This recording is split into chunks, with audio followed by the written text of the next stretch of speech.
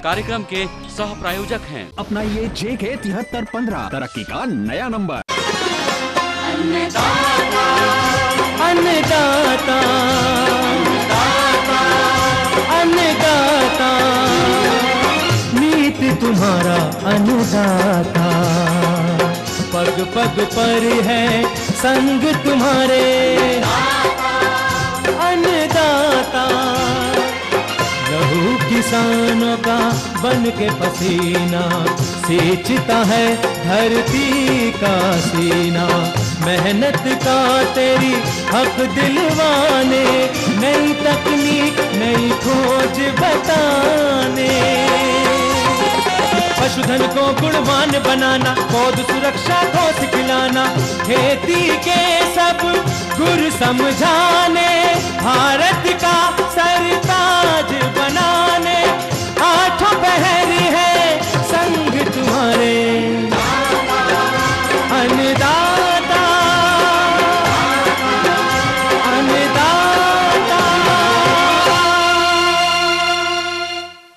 नमस्कार, मैं ज्योति मिश्रा अन्नदाता कार्यक्रम में आप सबका स्वागत करती हूं और इसी के साथ आइए देखते हैं क्या है विशेष आज के कार्यक्रम में।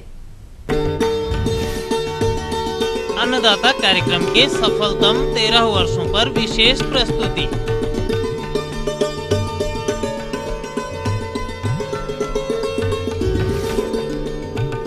प्याज की उन्नतशील प्रजातियां एवं रोपण की वैज्ञानिक तकनीक।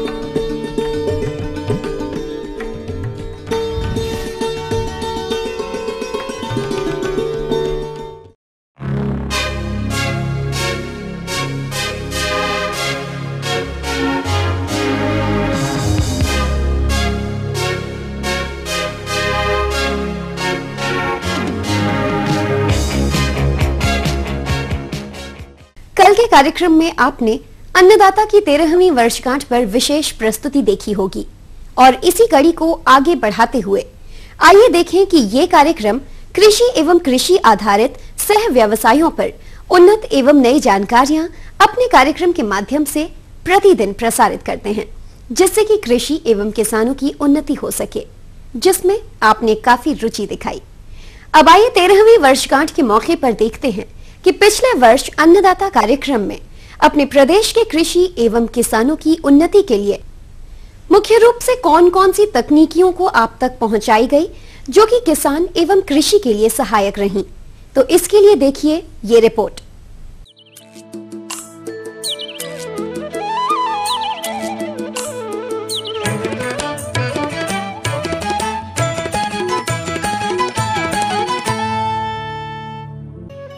अपने प्रदेश में धान, गेहूं, गन्ना फसल चक्र वाले किसानों की संख्या एवं क्षेत्रफल सबसे ज्यादा है। अतः किसानों को इन मुख्य फसलों से अधिक लाभ मिले, इसके लिए कम लागत में अधिक उत्पादन वाली धान, श्रीविधि एवं ड्रम सीडर तकनीक, गेहूं की तकनीक में कम लागत तकनीकों में बुवाई हो, इसलिए शून्य जुताई यंत्र द्वारा बुवाई एवं तकनीक को क्रमबद्ध तरीके से प्रसारित किया गया तथा इस तकनीक को अपनाए किसानों के अनुभवों को आपके बीच रखा ताकि इसका प्रसार अत्यधिक क्षेत्र पर हो सके। उत्तर प्रदेश राज्य के पश्चिमी एवं पूर्वी क्षेत्रों में गन्ना उत्पादक किसानों के सामने अधिक लाभ की समस्याओं को कम करने हेतु देश के विभिन्न राज्यों में अपनाई गई गन्ना उत्पादक की नई तकनीकों जैसे श्री तकनीक, पॉली बैग, नर्सरी एवं रोपण विधि के साथ साथ गन्ने में सहफसली की खेती की विधियों पर विस्तृत जानकारी दी गई, जिससे कि गन्ना किसानों को अधिक लाभ मिल सके। लेकिन 2 साल से मैं एक नई विधि से खेती कर रहा हूँ, गन्ने की खेती। बीज लगभग प्रति बीघा के हिसाब से ऐसा पड़ता है कोई 30 किलो। बीज का चुनाव करने के बाद बीज लाए हम, एक तो उसकी आँख स्वस्थ हो बिल्कुल, और उसका एक आँख का टुकड़ा काटना 2 इंच नीचे और 1 इंच ऊपर, आँख से ऊपर 3 इंच का लगभग टुकड़ा हो, और फिर उसे बीजामृत में भिगोया जा। ट्रायंगल तिकोने में उसे बोएंगे, खड़ा करके खड़ा टुकड़ा, आँख उसकी ऊपर को हो और नीचे को उसका लंबा टुकड़ा हो। राज्य में बिजली की किल्लत से तो आप सभी जूझते रहते हैं और बिजली के बिना सिंचाई जल निकालने की कल्पना भी नहीं की जा सकती। इस समस्या के समाधान हेतु आज सूर्य की असीम ऊर्जा का इस्तेमाल सिंचाई जल निकालने में किया जा रहा है, जिस पर अन्नदाता ने पूरा प्रसारण किया। करीब 5 एकड़ खेती, सब्जी, गेहूं, सारा ही कुछ हम लोग करते हैं यहाँ पर। गाय भैंस की डेयरी भी खोल रखी है हमने, 15 भैंस पालते हैं गाय भैंस। हम समझते हैं ये सोलर पंप एक 5 एकड़ तक के किसान के लिए बहुत ही बढ़िया चीज़ है। ना ही इसमें कोई हमारा डीजल खर्चा हो रहा है, ना बिजली खर्चा हो रहा है, और लगभग पूरे साल हमको इससे पर्याप्त पानी मिल जाता है। नहीं, सौर ऊर्जा के द्वारा खेतों की निगरानी हेतु सोलर फेंसिंग बाड़, सोलर पोर्टेबल एवं हैंचिंग मशीन इत्यादि हमारे इस बार के आकर्षण का केंद्र बिंदु रहे। यह सुअर का थोड़ा प्रकोप ज्यादा है, सुअर दाड़म को नार को खोद देते हैं, इसलिए इसमें थोड़ा वो सोलर फैंसी लगा दिए। जो मुर्गी पालन करने वाले किसान भाई है उनके लिए एक बैकयार्ड पोल्ट्री बड़े पैमाने पे उसका इस्तेमाल करते हैं। तो इसी बैकयार्ड पोल्ट्री को बढ़ावा देने के लिए के सामने जो दिख रहा है ये एक सोलर बेस्ड एक पोर्टेबल हैचरी है, और अगर हमारी मॉनिटरिंग इसमें भी प्रॉपर रही तो इसमें हैचेबिलिटी का जो परसेंटेज है वो 100% भी मिलता है, और थोड़ी पुअर रही तो इसमें 80% तक मिलता है। हमारा राज्य उत्तराखंड, जहां पर कृषि योग्य जमीन का क्षेत्रफल मात्र 4% बचा है, जो कि चिंता का विषय है, और इस समस्या के समाधान हेतु अन्नदाता ने उत्तराखंड राज्य के विभिन्न क्षेत्रों में भ्रमण कर हाईटेक फार्मिंग के अंतर्गत पॉली हाउस में खेती को बढ़ावा देने और पूरे वर्ष हाईटेक फार्मिंग पर समय समय पर कार्यक्रम दिखाकर किसानों को ज्ञान दिया, और इस खेती को अपनाए किसानों के अनुभवों को प्रसारित कर अन्य किसानों में लोकप्रियता को बढ़ाया। और हम ग्राम मीरपुर से पुश्तैनी जमीन पर अपने 2 पॉली हाउस लगाए हुए हैं। 2000 वर्ग मीटर में ये पॉली हाउसेज लगे हुए हैं, और इसमें हमें सरकार की ओर से अनुदान प्राप्त हुआ। 25% उन्होंने अनुदान दिया है। उत्तराखंड के दुर्गम पहाड़ियों पर किसानों द्वारा की गई शीतोष्ण फल उद्यानिकी के वैज्ञानिक ढंगों को प्रसारित कर किसानों का मार्गदर्शन भी किया। कृषि के क्षेत्र में किसानों द्वारा किए गए आविष्कारों और उनके लाभों को आप लोगों तक पहुंचाया, ताकि उनकी कीमत, आविष्कारों का सही उपयोग एवं श्रेय उनको मिले। किसानों को जागरूक करने तथा नई कृषि तकनीकियों की जानकारी को पहुंचाने में 13 वर्ष से अहम भूमिका निभाने के लिए अन्नदाता के बारे में प्रदेश के कृषि वैज्ञानिकों, कृषि अधिकारियों, प्रगतिशील किसानों ने शुभ संदेश एवं बधाइयां दी हैं। तो आइए सुनते हैं उनके बधाई संदेशों को। मैं ईटीवी के अन्नदाता कार्यक्रम के 13 वर्ष पूरे होने पर आपको शुभकामनाएं देता हूं, और आशा करता हूं कि ये प्रोग्राम आपका दिनों दिन निरंतर बढ़ता रहे। तो ये बहुत ही सामयिक जानकारी देने के लिए अन्नदाता कार्यक्रम का जो प्रसारण जो है ईटीवी चैनल के द्वारा हो रहा है, ये बहुत ही सराहनीय है, साथ ही साथ बहुत ही प्रभावी है। इसके लिए जो हमारा अन्नदाता कार्यक्रम के आयोजक लोग हैं, सभी पार्टनर हैं, सभी बधाई के पात्र हैं। अपने उत्तर प्रदेश एवं उत्तराखंड में सबसे बड़ी संख्या कम जोत, मझोले कृषि, दैनिक मजदूरी करने वाले किसानों की है, जो कि केवल भूमि आधारित फसल या बागवानी कर अपना जीवन यापन या अपना विकास नहीं कर पाएंगे। उनको कृषि विविधीकरण के तहत कम लागत वाले कृषि सह व्यवसायों को अपनाना जरूरी है। इसलिए अन्नदाता ने फसल के साथ साथ कम लागत वाले कृषि सह व्यवसायों जैसे मशरूम उत्पादन, बटेर पालन, बैकयार्ड मुर्गी पालन, मधुमक्खी पालन संबंधित तकनीक एवं व्यवहारिक ज्ञान किसानों के यहाँ पहुँचाने के साथ साथ इस तरह की कृषि से लाभ ले रहे हैं प्रगतिशील किसानों के अनुभवों को रखा। डॉक्टर आई के कुशवाहा जो मशरूम की खेती की देखरेख कर रहे हैं, जो जिले सहारनपुर में मशरूम की पैदावार को बढ़ाने का जो काम कर रखा है, जो जिम्मेदारी उनको मिली है वो कर रहे हैं। तो उनके पास गया और मैंने लगभग 7 दिन का प्रशिक्षण लिया। 2009 में मैं प्रशिक्षण लिया था। 2009 के बाद में 10 में मुझे खेती शुरू कर दी थी, और 10 से अब तक मैं कर रहा हूँ। 4 साल हो गए, 4.5 साल हो गए। अपने प्रदेश में लगातार परंपरागत खेती जैसे धान, गेहूं, गन्ना फसल चक्र में बढ़ती उत्पादन लागत, कम होता मुनाफा, साथ साथ बिगड़ती भूमि की दशा एवं अन्य बहुत कारणों से एक ही फसल पद्धति एवं फसल को अपनाने के बजाय विभिन्न पद्धति जैसे मुख्य फसल के साथ बागवानी, सब्जियां, पुष्प उत्पादन, औषधियां उत्पादन से संबंधित तकनीकी ज्ञान पहुंचाने के साथ साथ इस तक कृषि फसल प्रणाली अपनाने वाले प्रगतिशील किसानों की सफल कहानी अपने अन्नदाता कार्यक्रम से दिखाया। देश एवं प्रदेश में कृषि एवं संबंधित योजनाओं पर महत्वपूर्ण बैठकों एवं योजनाओं के बारे में कृषि वार्ता के तहत प्रसारण किया, जिससे कृषि संबंधित महत्वपूर्ण जानकारियां तथा देश एवं प्रदेश की योजनाओं से भी अन्नदाता के दर्शक अवगत हो सके। आज के समय में कृषि ने केवल किसानों का जीविका साधन न रहकर एक व्यवसाय का रूप ले लिया है। आज के इस व्यावसायिक युग में दुधारू पशुपालन, कुक्कुट पालन एवं सूकर पालन, मत्स्य पालन को अच्छे प्रबंधनों का पालन कर काफी लाभ अर्जित किया जा सकता है, जिसको प्रदेश के कुछ प्रगतिशील किसानों ने इन कृषि सह व्यवसाय को व्यावसायिक दृष्टिकोण दिया और जो आज के समय में दूसरे किसानों के मार्गदर्शक बन सके, जिनको अन्नदाता ने अपने कार्यक्रम के माध्यम से प्रसारित किया। यही नहीं किसान भाइयों, हम अपने उत्तर प्रदेश एवं उत्तराखंड ETV अन्नदाता के माध्यम से अपने प्रदेश के साथ साथ दूसरे प्रदेशों के सफल किसानों एवं सफल तकनीकों जो कि अपने प्रदेश के किसानों के लिए लाभकारी हो, उसे कार्यक्रम के माध्यम से प्रसारित किया। अपने प्रदेश के वरिष्ठ कृषि अधिकारियों ने अन्नदाता कार्यक्रम की 13वीं वर्षगांठ पर क्या प्रतिक्रियाएं दी हैं, आइए जानते हैं। जैसा कि मुझे ज्ञात हुआ है कि ETV जो है अपना 13वीं वर्षगांठ मना रहा अन्नदाता कार्यक्रम की। मैं इस शुभ अवसर पर अन्नदाता के सभी परिवार को पूरा अपने हार्दिक बधाई देना चाहता हूं, क्योंकि इस कार्यक्रम से सबसे बड़ी बात यह है कि जो किसान जन जन से जो जुड़ा हुआ है, किसान इस कार्यक्रम से ही जुड़ा हुआ है। कि हम लोगों के पास बहुत फ़ोन आते हैं कि भाई अन्नदाता कार्यक्रम में ये दिखाया गया, डॉक्टर साहब इसके बारे में आप हमें बताइए, हमें ये बीज दीजिए, ये खाद दीजिए या इस प्रजाति के बारे में बताइए।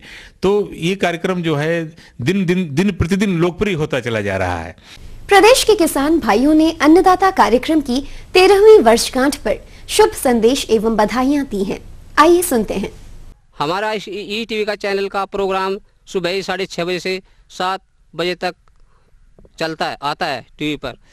इसमें तरह तरह की जानकारी मिलती है, खेती संबंधित कि कौन किसान क्या काम कर रहा है, नया काम कर रहा है, दूसरा किसान क्या कर रहा है और तीसरा किसान क्या कर रहा है। पूरे देश जिले के किसान या यूपी के किसान जो भी नया काम कर रहा है इस प्रोग्राम पर आपको दिखाई देंगे। एक कार्यक्रम आता है अन्नदाता के नाम से, वो हमने देखा, उसमें जो क्या कहते हैं उसमें जानकारी बताई गई थी बीज की, दवाई की, तो हमने उसी हिसाब से फसल की थी और हमारी फसल भी बहुत बढ़िया है। अन्नदाता कार्यक्रम के 13 साल के मील के पत्थर को यदि देखें तो किसान भाइयों आप पाएंगे कि अन्नदाता कार्यक्रम शुरू होने के दिन से ही, चाहे सूखे की समस्या हो या फिर बाढ़ की समस्या हो या ओला तथा पाला हो अथवा महामारी के रूप में बीमारी या कीटों का भयंकर प्रकोप हो, आदि से निजात दिलाने के लिए कृषि विश्वविद्यालय, कृषि संस्थानों, कृषि वैज्ञानिकों, विषय विशेषज्ञों एवं अन्य के सहयोग से अन्नदाता ने अनेक उपाय सुझाए हैं, जिसे अपनाकर किसान भाई लाभान्वित हुए हैं। ETV पर एक कार्यक्रम आता है अन्नदाता, हम उससे जानकारी लेते हैं, हम इसे रोजाना देखते हैं। अगर हमारे खेतों में कोई समस्या आती है या तो हम फोन नंबर से हम सीधे कांटेक्ट करके पूछ लेते हैं और फिर कार्यक्रम के माध्यम से हमें पता लग जाता है कि हमें इस दवा का प्रयोग करना चाहिए। किसान भाइयों, फसल सुरक्षा में रासायनिक दवाओं के अंधाधुंध प्रयोग से जहां एक ओर हमारा पर्यावरण प्रदूषित हो रहा है, वहीं दूसरी ओर हमारे उत्पादन में रसायनों के अवशेष रह जाते हैं जो हमारे स्वास्थ्य को प्रभावित करते हैं। इसलिए अन्नदाता फसल सुरक्षा में रसायनों के न्यूनतम प्रयोग की बात करता है और समन्वित नाशी जीव प्रबंधन को अपनाने की सलाह देता है, जिससे फसल कम खर्च में कीटों एवं बीमारियों से सुरक्षित की जा सकती है और पर्यावरण को प्रदूषित होने से बचाया जा सके। सिंचाई, पानी का महत्व एवं बूंद बूंद पानी की कीमत को अन्नदाता ने जाना, तभी तो हम सिंचाई के उन्नत एवं आधुनिक सूक्ष्म विधियों जैसे sprinkle and drop and rain gun सिंचाई पद्धति की उपयोगिता एवं उपयोग की वकालत करते हुए कृषि विकास में सदियों से पिछड़ रहे बुंदेलखंड क्षेत्र के किसानों की सबसे बड़ी समस्या सिंचाई जल की कमी रही और इस हेतु अन्नदाता ने सिंचाई जल की सूक्ष्म पद्धतियों द्वारा जल के बूंद बूंद उपयोग पर जोर दिया। अधिक उत्पादन लेने की चाह में किसानों ने हरित क्रांति के उद्भव के समय से ही विगत वर्षों में रसायनों का अंधाधुंध एवं असंतुलित मात्रा में प्रयोग किया, जिसके कारण मृदा की भौतिक दशा पर विपरीत प्रभाव दिखाई देने लगा और हमारा उत्पादन एवं उत्पादकता स्थिर हो गई। ऐसी स्थिति में अन्नदाता ने जैविक खादों एवं जैविक उर्वरकों के उपयोग के लिए किसानों को प्रोत्साहित किया। इस कड़ी में वर्मी कंपोस्ट, नाडेप खाद, कंपोस्ट खाद, हरी खाद तथा जैविक विधि से खेती करने वाले किसानों के अनुभवों को आपके घरों तक पहुंचाया। कहीं भी हमने किसी प्रकार का इस खेती में जो है हम रसायनों का प्रयोग नहीं करते हैं। अगर आप सीधी सच्ची भाषा में कहें तो इस खेती को कहेंगे डू नथिंग फार्मिंग, कुछ ना करने वाली खेती। प्रमुख कृषि निवेश जैसे बीज, उर्वरक, दवाएं, कृषि यंत्र आदि खरीदते समय किसान क्या क्या सावधानियां रखें, जिससे वह बिचौलियों एवं मुनाफाखोरों के छल से बच सके, इस पर भी अन्नदाता ने किसानों को शिक्षित किया है। किसान अपने उत्पादन का अच्छा बाजार मूल्य प्राप्त कर सके, इसके लिए कटाई के बाद श्रेणीकरण, पैकिंग, भंडारण आदि से संबंधित ज्ञान को किसानों तक पहुंचाकर अन्नदाता ने किसानों को अपने उत्पाद को सही समय पर सही तरीके से बेचने की राह दिखाई है। इतना ही नहीं, अन्नदाता प्रतिदिन कृषि की मंडी में कृषि उत्पादनों का थोक भाव दिखाकर किसानों को उनके उत्पाद को सही भाव में बेचने में मदद कर रहा है। इसमें किसानों को बहुत ही अच्छे प्रकार से जो उनको कल्टीवेशन की तकनीकी जानकारी दी जाती है हम किसान भाइयों को, और साथ ही जो मंडी का भाव समय समय पे अपडेटेड भाव जो बताया जाता है कि जैसे जो करंट भाव है वो उससे अवगत कराया जाता है, जिससे जो फसलों का उचित मूल्य है वो हम सब किसान भाइयों को मिल पाता है। आज के व्यवसायीकरण युग एवं विश्व व्यापार के खुले बाजार में प्रतिस्पर्धा करने के लिए हमारे किसान भाइयों को सस्ता एवं अधिक उत्पादन के साथ साथ उत्पाद की गुणवत्ता भी बढ़ानी होगी। अन्नदाता ने इस दिशा में किसान भाइयों को शिक्षित करने का संकल्प ले रखा है और कम लागत से गुणवत्ता युक्त अधिक उत्पादन के तकनीकों को किसान भाइयों के घरों तक पहुंचा रहा है। हमारे द्वारा बताई गई उपलब्धियों में प्रदेश के कृषि वैज्ञानिकों, कृषि विशेषज्ञों, कृषि अधिकारियों तथा प्रगतिशील किसानों का भी सराहनीय योगदान रहा है, जो बधाई के पात्र है। किसानों की समस्या हमारी आवश्यकता है और उनका समाधान हमारी संतुष्टि है। अन्नदाता किसानों से किसानों के लिए है और हम उनकी इस यात्रा को आगे भी जारी रखेंगे, क्योंकि किसान से है भारत। ये थी कुछ उपयोगी जानकारियां। अब लेते हैं एक छोटा सा ब्रेक, जल्द लौटेंगे और कार्यक्रम में आगे है महत्वपूर्ण जानकारियां। बने रहिए हमारे साथ।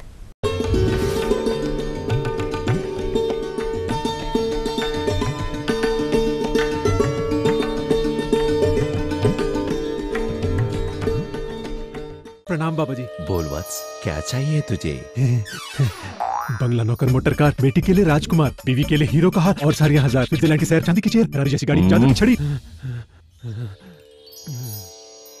ये क्या वत्स, जिंदगी से इतनी चाहत? सिर्फ 101 से काम नहीं बनेगा, तुझे चाहिए 7315। 7315? भिंडी की उत्तम फसल के लिए अपनाइए JK 7315, तरक्की का नया नंबर। खबर अलवर की हो या बुलंदशहर की, भिलाई, भागलपुर, सतना, इंदौर या धनबाद में घटी घटना, जोधपुर से लेके जौनपुर, आगरा से लेके आरा की हर हलचल भरपूर। हुजूर, आपका शहर, आपकी खबर, आपकी जुबान। समझे? सही समझे? हाँ, news18.com अब हिंदी में।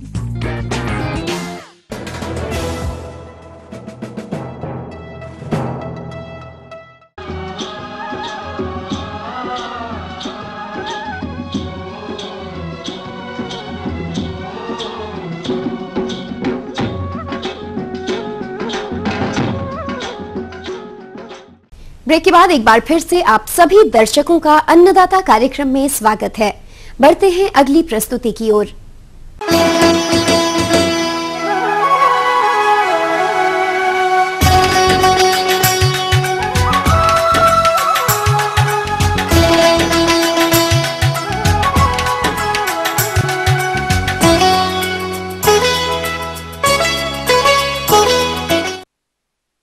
किसान भाइयों, अगेती आलू, गन्ने की पेड़ी एवं पौधा फसल तथा लाही, तोरिया से आपके खेत खाली हुए होंगे और अगर आपके पास प्याज की नर्सरी तैयार है तो आप अभी इसका रोपण कर सकते हैं। लेकिन रोपण के पहले आपको प्याज रोपाई के वैज्ञानिक संस्तुतियों की जानकारी होना आवश्यक है, तभी आपको अच्छा उत्पादन मिलेगा, जिस पर अपने अनुभवों को बता रहे हैं पश्चिमी उत्तर प्रदेश के एक प्रगतिशील किसान अमर सिंह राणा।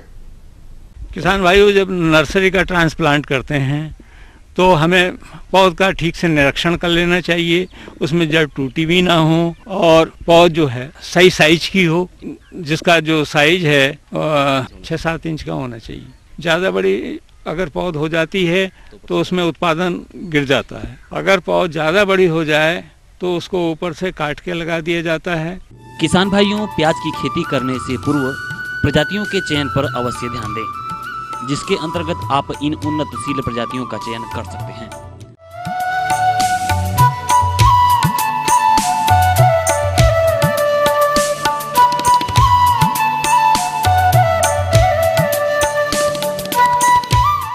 जहां तक पोषक तत्वों की आपूर्ति की बात है तो उपलब्धता होने पर रोपण के 20 से 25 दिन पूर्व 45 से 50 टन गोबर की सड़ी खाद का प्रयोग प्रति हेक्टेयर की दर से अवश्य करें। इसके अतिरिक्त रासायनिक उर्वरकों में urea 200 kilogram, single superphosphate 300 kilogram तथा म्यूरेट ऑफ पोटाश 100 किलोग्राम प्रति हेक्टेयर की दर से प्रयोग करें। इन उर्वरकों का प्रयोग कैसे करें तो यूरिया की आधी और अन्य उर्वरकों की पूरी मात्रा का प्रयोग अंतिम खेत की तैयारी करते समय करें और जो शेष यूरिया बची है उसको आप रोपण के पश्चात 30 और 45 से 60 दिन की फसल में प्रयोग करें। जहां तक खेत की तैयारी की बात है तो भूमि को 4 से 5 बार देसी हल या ट्रैक्टर संचालित हल से जुताई करके भुरभुरी बना देते हैं। जुताई उथली करते हैं क्योंकि प्याज की जड़ें 5 से 6 सेंटीमीटर गहराई तक जाती हैं। इसके बाद पाटा चलाकर खेत को समतल कर लेते हैं।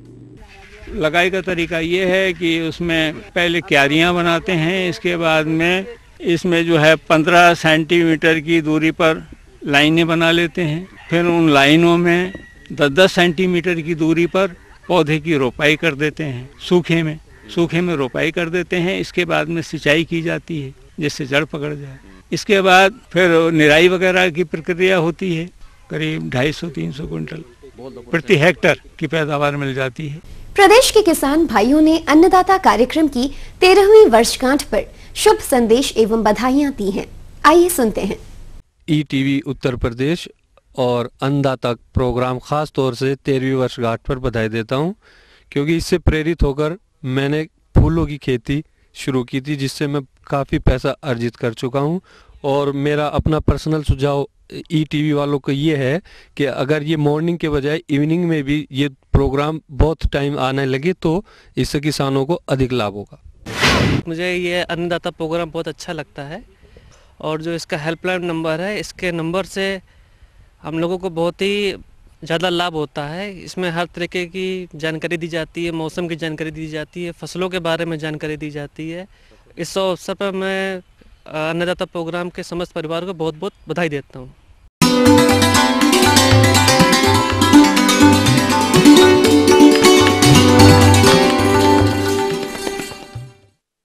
अन्नदाता हेल्पलाइन निःशुल्क फोन संपर्क सेवा के माध्यम से आपके द्वारा पूछे गए प्रश्नों में से 1 या 2 महत्वपूर्ण प्रश्नों को हम अपने कार्यक्रम में शामिल करते हैं।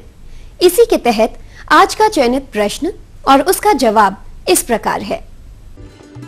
निःशुल्क अन्नदाता हेल्पलाइन में आज जो प्रश्न शामिल किया गया है उसे पूछा है मोहम्मदपुर लखीमपुर से शमीम शेरवानी ने। आपने ग्लैडियोलस की फसल लगा रखी है और इससे अच्छे फूल प्राप्त करने के लिए इसके प्रबंधन कार्यों पर जानकारी चाहते हैं। इस समय ग्लैडियोलस में आप लगा चुके हैं, खाद पानी या खरपतवार नियंत्रण क्या क्या करें। आप खरपतवार नियंत्रण के लिए आप खुरपी से ही धीरे धीरे सावधानी पूर्वक आप इसकी घास को निकालते रहें। रासायनिक प्रयोग करने पर इसकी वेजिटेटिव ग्रोथ पर दुष्प्रभाव पड़ता है। साथ ही साथ ध्यान ये रखना है बीज की मिट्टी गुड़ाई करके दोनों तरफ से चढ़ा देते हैं जिससे कि जो स्पाइक निकले और तब पौधा गिरने ना पाए। तो मिट्टी चढ़ाने से 2 फायदे होते हैं। एक तो आपका पौधा गिरता नहीं है, स्पाइक सीधी लगी रहती है और स्पाइक के जो स्पाइकलेट्स होते हैं, फ्लोरेट्स होते हैं, वो पूरे संख्या में बढ़ते जाते हैं। दूसरा, कंदों का विकास है वो अच्छा होता है, कंदों की संख्या में बढ़ोतरी हो जाती है। वो जो बल्बलेट्स लगते हैं, छोटे लगते हैं, तो उनकी संख्या भी बढ़ जाती है, जिनको पुनः नेक्स्ट टाइम आप जब प्रवर्धन करेंगे उसमें प्रयोग कर सकते हैं। आपने खरपतवार नियंत्रण कर लिया और मिट्टी चढ़ाई कर दी। अपने खेत में जो भी रासायनिक खादें या जैविक खादें थी या गोबर की खाद थी बेसल डोज में दे चुके हैं, जिसकी मात्रा आपको पता है 100 से 150 किलोग्राम नाइट्रोजन, 70-80 किलोग्राम फास्फोरस और 80 से 90 किलोग्राम पोटास आप दे चुके होते हैं।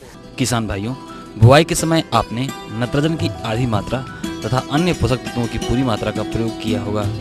जहां तक खड़ी फसल में नाइट्रोजन प्रयोग की बात है तो शेष आदि नाइट्रोजन का प्रयोग यदि नहीं किया है तो मिट्टी चढ़ाते समय अवश्य कर दें। इसके उपरांत बढ़वार हो रही फसल में नाइट्रोजन की टॉप ड्रेसिंग न करें। और किसान भाइयों, इस समय यदि आप दोबारा में नाइट्रोजन की अधिक मात्रा डालेंगे तो वेजिटेटिव ग्रोथ अधिक होगी। यदि वानस्पतिक वृद्धि अधिक हो जाएगी तो जो फुल जो स्पाइक निकलती है उसका साइज कम हो जाएगा। इसलिए इस समय आप नाइट्रोजन, फास्फोरस और पोटास को 1:2:2 के अनुपात में मिलाकर फोलियर स्प्रे कर सकते हैं, जिससे कि आपके कंदों का साइज बढ़ जाएगा और जो स्पाइक निकलेगी उसकी लंबाई अधिक होगी, उस पर फ्लोराइड की संख्या ज़्यादा होगी। आपने खाद पानी दे दिया, खाद दे दी और उर्वरक का प्रबंधन कर दिया। इसके बाद आपको सिंचाई भी ध्यान देने की आवश्यक है, क्योंकि यदि मिट्टी सूख जाएगी तो उस समय इसके कंदों का विकास रुक जाएगा। तो आप हमेशा हल्की मात्रा में सिंचाई करें, नमी बनाए रखें। ध्यान ये रखें कि जैसे आपने देखा कि आपने आलू की तरह इसको लगाया हुआ है, नीचे नाली में पानी देना है और पानी किसी भी अवस्था में, जिसको आप अपनी भाषा में कहेंगे पुठिया, उसके आधी ऊंचाई से अधिक ना होने पाए। यदि पूरा पानी भर जाएगा तो इसका जो रंध्रा विकास प्रतिशत है वो कम हो जाएगा और बल्बों का विकास रुक जाएगा। बल्ब आपके संख्या में कम बनेंगे, आकार में छोटे रह जाएंगे और फ्लावर की जो स्पाइक है उसकी भी गुणवत्ता खराब हो जाएगी। जब स्पाइक निकलने लगे तो आपको ये देखना कि आपको किस उद्देश्य के लिए स्पाइक चाहिए, लोकल मार्केट के लिए या दूर भेजने के लिए। सुदूर भेजने के लिए ध्यान देना है कि जब आपकी स्पाइक की पहली फ्लोरेट का रंग दिखने लगे, अर्थात थोड़ी अवस्था में खुलना शुरू हो, उस समय आप स्पाइक को तेज चाकू की सहायता से काटकर एक पानी भरी बकेट में रखते जाते हैं। और जब लोकल मार्केट में या नियर पास के बाज़ारों में भेजना होता है तो पूरी फ्लोरेट्स जब खुल जाती है उसके बाद उसको भेजते हैं और उसके ऊपर की स्पाइक धीरे धीरे खुलती रहती हैं और जैसे प्रयोग में लाना उस प्रकार आप प्रयोग में ला सकते हैं।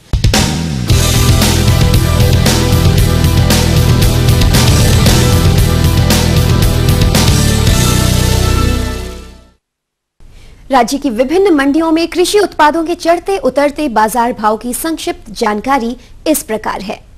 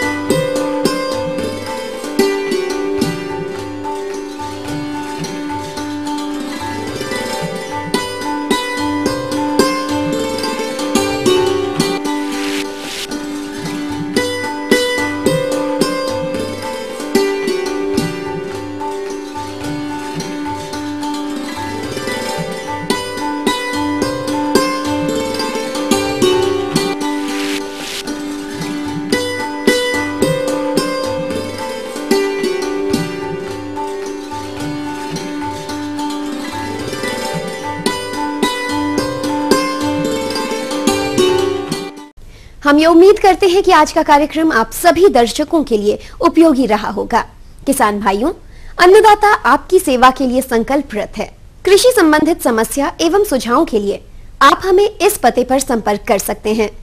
प्रोड्यूसर अन्नदाता, ETV Uttar Pradesh Uttarakhand, Ramoji film city, Hyderabad 501512। साथ ही आप हमें ईमेल भी कर सकते हैं। हमारा ईमेल आईडी है annadata.up@etv.co.in। इसके अतिरिक्त आप हमें निःशुल्क हेल्पलाइन नंबर 1800-4254-085 पर शाम 5 से 6 बजे के बीच संपर्क भी कर सकते हैं। फिलहाल अन्नदाता की पूरी टीम को इजाजत दीजिए। कल फिर इसी समय आपसे मुलाकात होगी कृषि संबंधित कुछ और रोचक जानकारियों के साथ। नमस्कार।